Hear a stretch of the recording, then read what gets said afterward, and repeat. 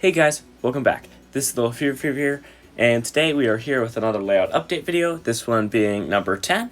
And we're going to start off with pointing out some new trees and some new signage and telephone or utility poles that are on the layout. There are 4 more trees on the layout. They're all autumn trees made by Lifelike, as you can see with the packaging here. The utility poles and all the other signage, I do not know what the manufacturer of those are, but those mainly go across the backside of the layout, as you can see sitting next to the train tracks. And here are a different angle of all that, and the fallen boxcar is just a piece of set dressing for now. I haven't picked that up for that photo, so don't be concerned about that. Like I said, there are only 4 more trees to the layout, but I feel they add quite a bit more of set dressing or scenery. The next thing is a water tower that I finished building as a video. The link will be up in the iCard in the corner. And that was a fairly simple kit to put together. And that is sitting next to the inner line, as you can see right here. And I just parked the steam locomotive in front of it.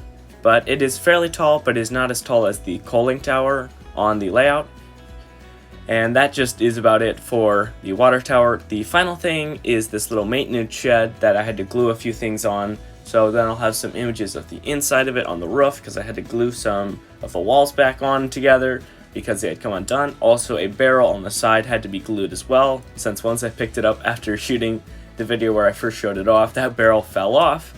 And I just used some of that Gorilla Clear Glue, and that mainly just fixed up that. With that, that sums up this layout update video. I'd like to thank you guys so much for watching and your continued support. We are getting close to 100 subscribers now, and I'll probably do a similar thing to the 50 subscriber special, but who knows, that's still a little bit into the future here.